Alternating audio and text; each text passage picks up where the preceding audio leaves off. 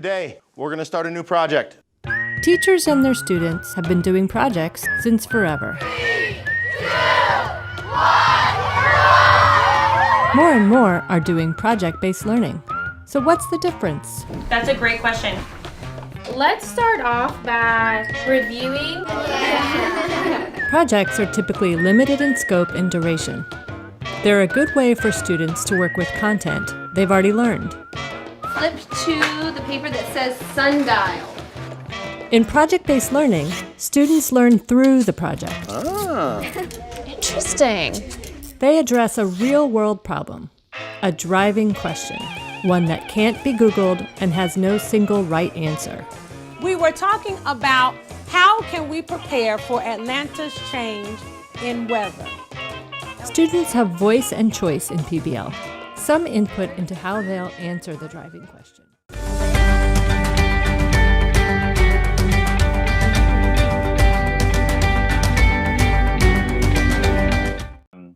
We understand project-based learning is already present, is already in many schools in Indonesia, but the opportunity for project-based learning is to as a pedagogy, as a practice of teaching, to help young people deepen their knowledge in subjects, but also get them to apply their knowledge. So the discussion a little bit about why do project-based learning, and also I understand the desire is to do more with project-based learning to develop the Pancasila capabilities, because the question in some ways is how do we do both? So when we've worked with Pusmenjar and PSPK, there is that question of, as you move from the K-13 curriculum and noting the emergency curriculum is there, and to develop a more simplified curriculum, which Mas Menteri is seeking to do, is to say, well, how do we also improve the quality of teaching and learning? And project-based learning is one tactic or one approach that could help.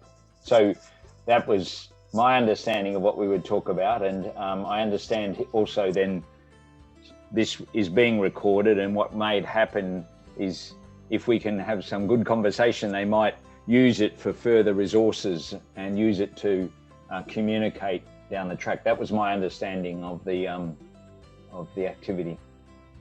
Right. Yeah, we are encouraging schools to deliver learning in the classroom via project-based learning, project-based activities. But I think many teachers do not know how to do it. That's why you are invited here, right?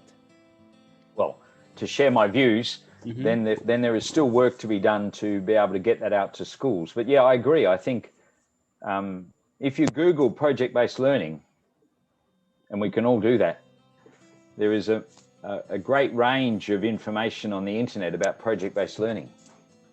I think any teacher, given the expectation of doing project-based learning, it's always helpful for adults and teachers to understand why would we do it, what's involved in doing it, and how, what benefits will come out of it, and what do you actually want me to do? So one of the really interesting things is to maybe start talking about what is project-based learning and how is it different from other learning. So maybe we could talk a little bit about that. Right, I agree.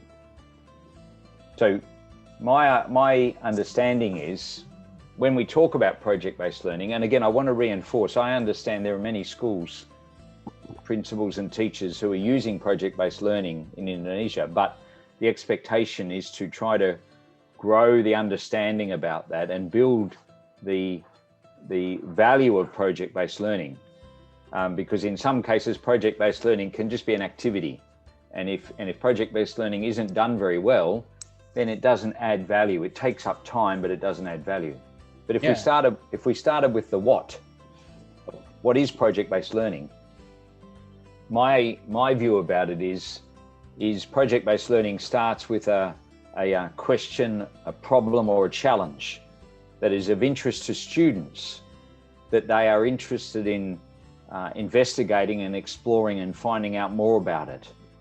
And as soon as you get students interested in a question, engaged in a question, then they're more likely to do some work. So the first part of project-based learning is to say, come up with a question or an issue.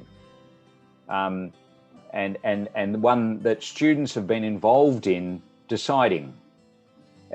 One might be, students in the school, there might be a patch in a schoolyard somewhere, and it might be, well, how do we turn that patch of soil in our schoolyard into a vegetable garden? Or it might be, how do we reduce the waste in our school? Young people are very environmentally aware these days. It may be, how do we reduce the waste in our home or in our school?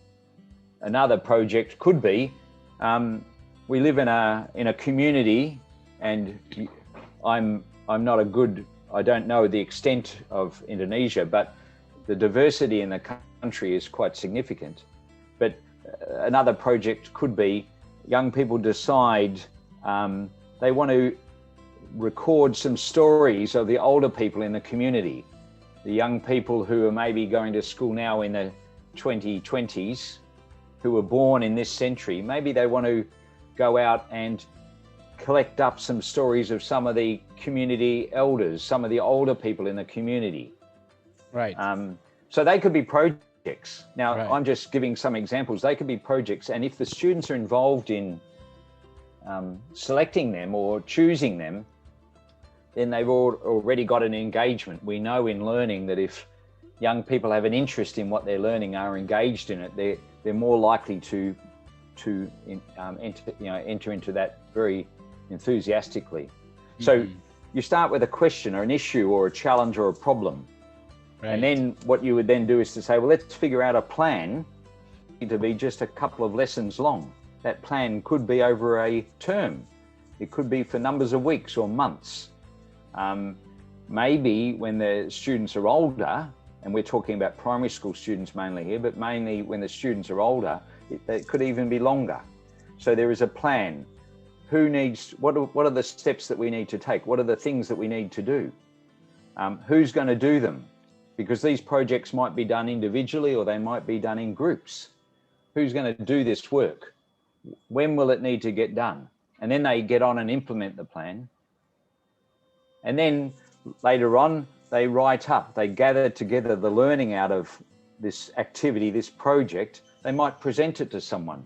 They might have presented, if they were the stories, they might present them back to the community members. If they've used technology to document these stories and some videos and some interviews, they might use technology to present the stories back.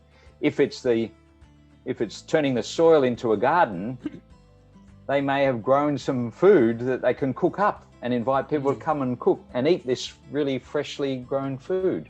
So there's a point where there's an end to the activity and there is some results. And then I think an important feature of a good project is the teacher might sit down with the students, or if the students are old enough, they might sit down and say, what did we learn out of that? How could we do it better? Because reflection is a really important thing to consider. And so at the end of a project, it's always good to get young people, or it's always good for adults as well when they finish something, is to think about how did that go and how could we do it next time? So I think the project is a series of steps, but the key thing is it starts with a challenge or an issue or a problem or an opportunity that's of interest to the young people involved, and which clearly has connections to the curriculum. And so those three that I gave, I think clearly have got connections to the curriculum, whether it's science or whether it's environment or whether it's Bahasa and technology and history. They all have connections to what they're learning in the curriculum. I see. So I assume that the project discussed and selected by students and teachers after they're discussing are based on the competencies in their grade level, right? Well, yes, they should be, because one of the reasons for doing, what the students know, one of the reasons for doing a project is to deepen learning. We know in learning, if you just learn some things one way, right, you can learn them. But if you actually apply your knowledge and look at it from different points of view, you will deepen your understanding. So one of the desirable outcomes out of project-based learning is a deeper understanding, deeper knowledge, better skills. So, for example, young people may know about how plants grow. But depending on where they are, and in today's society, not everyone goes out and plants a seed and watches the plant grow and talks about what's needed and maybe thinks about the different nutrients they get.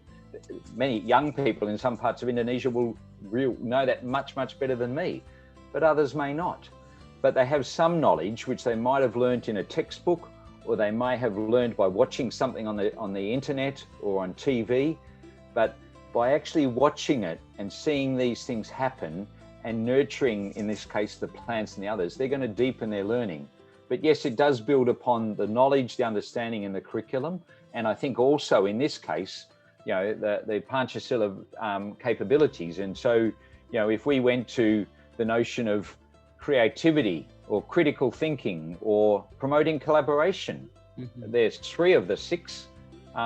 Those sorts of activities I spoke about are absolutely would provide young people a chance to develop and you know, deepen those capabilities. Yeah. May I ask you about something? Is project-based learning removing something like classical learning in the classroom, or just is there any variation between this approach and then to PBL approach? That's a great question, and sometimes I think my short answer is you need both. A limitation depends on what we mean by classical learning. If the stereotypical view of classical learning is the teacher standing in front of the classroom and, if you like, presenting the knowledge and what young people need to do, and they might sit down with a textbook and practice it. Now, that absolutely has a place in young people's learning. And I'll come back and talk about that. But again, we also know with a lot of the science that has gone into people's learning recently, we also know that if young people have the opportunity to practice their learning, to take something they've learnt in a classroom and apply it in other contexts, that will deepen their learning. So that's why I say it's both. We're talking about project-based learning here. We could be talking about applied learning or inquiry-based learning or a range of other things, which are all in the same domain. But the key thing is that they are taking some of the knowledge that they've already got and applying it and deepening their understanding about it in a different context. So in the classroom learning and project-based learning, I would talk about them being complementary and coming together, not one or the other. Now, the important point there is, what's the balance? Now, I can't say, here's an exact ratio that you would do it. It would depend upon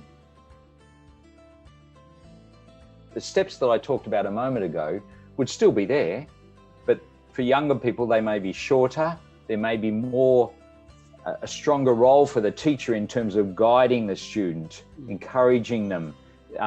When their students are older, maybe by the end of primary school, certainly into secondary school, there may be more independent work done by those young people. But Puck, I think it's important to say it's not one or the other, it's both. And I will note, now there's a planning challenge. How do you sort these things out? I recognize there is a planning challenge there. Right. Yeah, now I understand. May I assume that the higher the grade, the more project-based learning, because I assume that students have accumulated prior, they should apply to a project or projects based on their discussion with the students. Is that right? Again, I think broadly that's right, but we've got to look at the demands of the curriculum and see what is there, because again, what we do know about the curriculum, whether it's the Indonesian one or the Australian one that I've been involved in, there is a pressure in curriculum design there's still always some more to learn, because it's a matter of where we're ultimately getting young people to.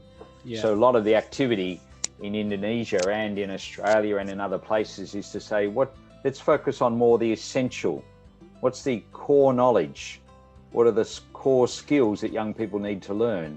and then maybe create some time in the curriculum, get rid of some of the stuff that's been there before that maybe is not as important anymore, and allow the children more time to do what you're saying, because we know that in today's technology-based world, skills and capabilities like the Panchasila capabilities, they are really much more important than maybe they have ever been. And maybe in order to develop those well, we need to take some of the content, the knowledge that was maybe previously in and crowded curriculum, and provide some more space for project-based learning, but provide some more space for deepening the learning, deepening the understanding about what they have learned. I agree. That's a challenge and at the planning level for the teachers. How to arrange the various competencies to be delivered in 1 year, then what possible projects might be carried out within that year. Is it right? Yes, I think it is a challenge. So I agree that it's a challenge. And I think the interesting point in this conversation is we can't even assume, we can't say, here is the one way that this should happen across, in my case, across, if I was saying across Australian schools or across Indonesian schools, they're different. But we do need to provide some advice. But see, one of the things I would say, given what I've already said, is a key part of project-based learning, excuse me, is to start with deciding what the question is and then doing some planning. Do we take for granted that all young people can plan things? Do we take for granted that all young people can get a sequence of activities sorted out? So immediately in project-based learning, is that in the curriculum now? We may need to help develop that capability and practice it. If we started with the example I used of creating a garden, a village garden or a community garden or a school garden, we can assume that everyone understands how plants grow, but maybe there needs to be some science taught, or maybe some biology taught or something as well, so that young people understand that well. But my point really being is, it's not a matter just of saying, here's our project and handing it over to the kids, the children to get on with.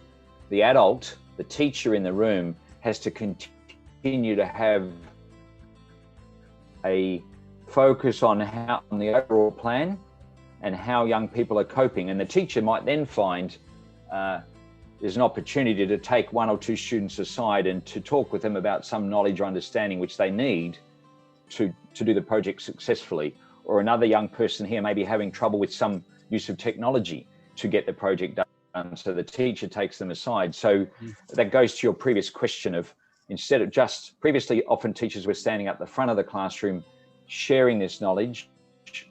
Now they need to be observing the young people and working with them and realizing where the teaching points are and how they can help them. But that challenge, now, how do you work all that out? You and I could set some guidelines and some resource material for teachers in Indonesia to use, or teachers in Australia to use. But then we also want the school principal and the teachers working together to recognize how they might do it in that school. Saying, here's how project-based learning should work across Indonesia is one thing, but then we also want school principals working with their teams of teachers saying, how will we make it work here? What extra skills do our young people need to be taught? Maybe there's even cases where teachers pair up. So all of those are examples of how the approach to teaching may change. Okay. Well, actually, Curriculum 2013 also guides students and teachers into more of inquiry and project-based learning, actually, by document. But it seems that many teachers have yet to understand more about this. So the challenges now rest on us, our office, Director of Primary Schools. Now, do you think that we as in Direktorat need to provide, let's say, list of resources and examples of projects for teachers to use. I see. I think it can't hurt. Now, but the truth is, otherwise you're assuming that all the teachers out there can do this themselves. Now, I know when I was, I used to be Director of Curriculum for New South Wales schools in Australia 15 or 16 years ago. And one of the things we decided was, while our teachers were very capable of making these decisions, it was always helpful if they had some ideas to start with. Now, we know, again, as adults, we know if we're trying to come up with something, even if it was cooking dinner tonight, we might think, we'll either use our old ones that we already know, or we go looking in a recipe book. We look for set examples and we think we like that one. Now, do we follow it exactly? No, do we follow step 1, 2, 3, 4? No. Well, we might, and that's probably a good thing. But also, if we're a bit more experienced at it, we might say, oh, I'm going to add these ingredients or do this differently. Children are the same. Teachers are the same. So my view would be, if you in your directorate could readily say, here are some examples of topics. Here is a view that how we would do project-based learning. And there was some great, when I was thinking about this topic, I went looking to see how is it done, and it's done around the world in many different ways. But there are some common little features of a flow chart of steps: define the question, do the plan. And so even little helpful posters or little flow charts like that are helpful. And then using the digital environment, then you can link off. If you've got a little flow chart, a teacher could go to it and get some examples. But I also think one of the things you could do usefully is encourage schools to be in contact with you to say, here's some examples of things that we did. Because they're the most powerful examples. It's always better, I think, to have people who've done these things talk to others. It's more powerful than me talking to Indonesian teachers, because I'm not an expert in teaching in Indonesia. You are, and people in your directorate are, but we often recognize getting people who've done it themselves, that's even more powerful than someone else saying it. So I'd be saying, yes, some advice about topics, maybe some advice about the steps to take, maybe some links to resources. Right. But also then invite people to share information about their projects. Maybe interview them like me. What did they do to how did they go about their project? Right. And then there is their local teachers, whether they are from Jakarta or West Papua or wherever, that you can have faces and teachers from across Indonesia talking about this. Yeah, sometimes we also collect good practices from other schools. Then we deliver these practices to other schools. Absolutely. Which are less motivated. It's always good to share. Again, I come back to, I think we humans are very creative, but equally sometimes we don't mind looking at someone else's idea, and then if we like it, we pick it up. It saves us a bit of time. There is an efficiency in that. Yeah. And so, but what we need to do is find a way to share the ideas around, and your directorate could, with some of the, with others, your directorate could do a great job sharing that, and then you can celebrate the good work that Indonesian primary teachers are doing in this space. I agree. Yeah. Sometimes creativity is triggered by seeing the example, an example. Yeah. Absolutely. Absolutely. Yeah. Well, maybe one of the biggest tasks is how to cause teachers to be creative, to link what the curriculum into practice through project-based learning. Yeah, I think that's a challenge. Well, firstly, I do want to say, though, I think a lot of teachers, human beings, are naturally creative. Yeah. So if we found there was some reason why teachers in whichever place, in whichever country, weren't doing some things we'd like them to do, it's worth trying to talk to them and understand why. It may be, and when you look across, this is, I imagine is true in Indonesia, it's true in other countries. One of the things they may find is, I don't have time to do project-based learning because the list of things that I need to do for this grade is this long. Now, they're being dutiful, they're doing the right thing by trying to cover. If the message for them is they have to cover all of these things, they may find they haven't got to. So the argument is either we've got to shorten that list a bit, or we have to show how project-based learning isn't on top of the list. It can deal with some of the things. And so it may be a matter of saying, in the curriculum for grade 3, here are some things that are best taught in a standard teacher way. You don't want young people having to go off and discover mathematical things through project-based learning. But you can get them to deepen their understanding of mathematics by applying that. So there is some elements in the maths curriculum. There's probably some knowledge in the science curriculum that young people could learn in what we'll call the standard way. So it is that investigation that you and your team could do to sort of talk about that. Or it could be a combination of both. Reduce, and that's some of the work that I understand is going on, having a look to see, we got curriculum 2013, and I also understand with the pandemic, there has been a focus on the emergency curriculum. Now, I haven't done a comparison, but maybe this is some of that list has been reduced. But how do the two things come together? So they're complementary, not in opposition to each other. I see. By the way, is this what INOVASI has been doing since before pandemic?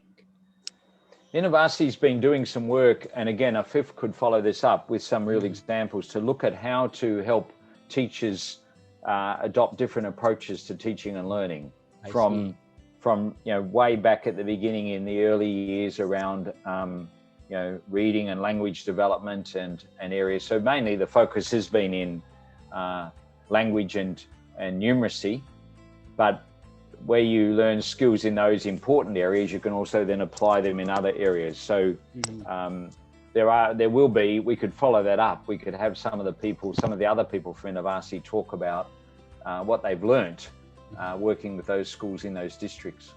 I see. So may I know whether most schools in the district, the province is Australia province or state?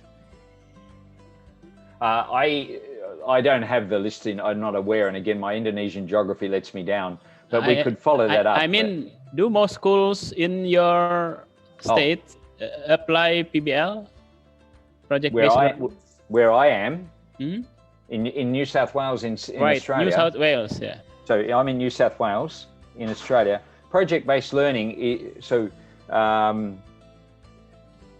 there are the pedagogy, the approach there is very much one left to teachers and schools to take. But I know, for example, I can go to the Education Department website in New South Wales and I can see examples, some advice on project-based learning. I can see some examples there. I can see where the education people in New South Wales have linked them to websites elsewhere. And I'm aware that many schools will use it. Whether it's project-based learning or inquiry-based learning or problem-based learning, it's an active, engaged approach to learning where the issue or the problem is of particular interest and relevance to the young people. And again, it's driven by that idea that I used to teach mathematics. I see. When in secondary mathematics, and many young people would say to me, why are we learning this? It's a really important question to be able to say. Now, sometimes the algebra that they're learning in school isn't immediately applicable. But if you can at least show our learning of algebra leads to future learning or possibilities, it helps them understand. When you teach them financial mathematics, that's something which is more immediately applicable. Applicable, right? Yeah. But Yeah. it's that relevance. So all of these pedagogies, so I'm confident one of the things of teachers in New South Wales and in across Australia Mhm. do focus their mind on how do they make this, what pedagogy, what approach to teaching do they take that helps young people deepen their learning. And it is through choosing topics or issues that are relevant and meaningful to young people. Yeah. Sometimes it is grade 5, 6, where there is more complexity in math, and it might be difficult to figure out what PBL can be devised out of these competencies in grade 5 and 6 math. Yeah. But if they were talking, if the project was about, if the issue was about maybe involved, if the activity involved a survey, let's have if we went back to the topic I was talking earlier on about how might we reduce the waste produced by our family or by our school. Now that one, you need to know some science about, you need to know some, there's science in there, there's language in there, but also you might do a survey. You might get some mathematics to actually get some data on the nature of the problem. So statistics comes into it. Yeah. You might measure things in terms of when you talk about the amount of waste, how do you measure these things? Volume, capacity, so all of a sudden you have to understand better. You have to develop your estimation skills. Right. And things like that. So as I said, it's not, algebra is the hard one in mathematics, but measurement, geometry, statistics, or arithmetic, all come to bear very quickly in these projects, or it can be brought to bear, as well as science, as well as collaboration, as well as working, critical thinking, which is the mix between the subjects and the Panchasila competencies. Yeah, I think I fully understand the views and the practices about PBL. Actually, it would be better if some teachers are also watching this to apply what the insights of PBL from you. And my share in the Direktorat will be to bridge and to provide resources for teachers and to make to invite teachers to become familiar with PBL. Yeah. And I would say maybe your Directorate to find out some who are already using PBL. Yeah, right. Now, and see, a thing I think is important. It's back to where I started at the beginning. Yeah. We can talk about project-based learning, but if in and I've worked in a department, not as big as yours, but I've worked in a department where we've responsible for curriculum and professional learning. It helps if there is a common approach. Now, so at the national level, or in my case, it was the state level, saying, what do we mean by project-based learning? What do we think are the standard steps that one would go through? And I talked about some of those earlier on. You mean common approach is common understanding? Both. You can't. It's hard to have a common understanding if you haven't got a common reference point. So, as I say, if you went to the internet, there are many different ways that people define project-based learning. Yeah. But I'd say, how do you define it? And one way would get some teachers together who are already doing it and get them to write up step 1, step 2, step 3 and talk about it. And then you could say, in grades 1 and 2, that may look more like this. In grades 5 and 6, it looks like that, because starting with a common approach, how it plays out across grades 1 through to 6, and then hopefully followed into secondary school, may vary a bit. But at least it's coming from this standard approach. It's what I said earlier on. It's always good to start with a recipe. You can change it. When the recipes I use now when I'm cooking for my children are similar maybe to when they were much younger, but I can put more chili in now. So I can vary the recipe more because the age has changed. If we see that with PBL, it's the same thing. Let's define PBL so we've got a common understanding, but let's talk about how it might look a bit different in grades 1 and 2, grades 3 and 4, grades 5 and 6. And I think, again, the important point that I'd reiterate, get some teachers who are already using it, bring some teachers together. Yeah, We I could have- agree. In a chat like this. Yeah. I'd love to come back and have a chat with some of your teachers. Ah, My Bahasa might have to you are improve. welcome. I'll invite you someday, okay? With Yeah. more teachers. Yeah, and we can. Surround. Okay, Steve. I can learn from them. Yeah. Well, I agree with the tactic of recipe. Even though in the past years, teachers tend to hold that recipe 100% without changes. Yeah, but that's because they're trying to do the right thing. It's their understanding of what they need to do, and so we need to find some ways. And that maybe again, I come back to sometimes teachers. The list of things they're doing is long. So how do we? They're busy doing that. Yeah. You and I have the chance to think of doing things a bit differently. So we create some opportunity to help them think about doing things differently. Right. Okay. Or they listen to other teachers, or so that's, I think, in change management, there are the different tactics to use to help people change. And it's, I think, a good important point is to celebrate the efforts and the things that they're doing at the moment, and then work with them to find some ways that they could build upon that and modify or adapt it. Just nudge them around a little bit, get them to change direction slightly, and over time, before long, they will have their young people out there doing projects and deepening their learning. I see. Okay. Well, okay. Thank you very much. That's very insightful. This conversation is very, very insightful. Well, I have some notes here. Well, I hope we can meet again virtually with some teachers around. Do you agree?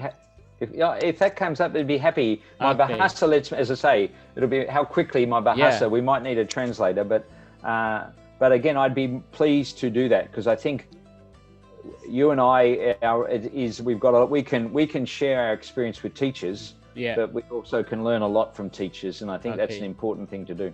Okay. Next time we'll meet again and with teachers around. Okay. Thank you, Robert. Nice Thank to you meet very you. much. Nice to meet you too. Thank you very much. Thank you. Bye-bye. Bye bye. See you again.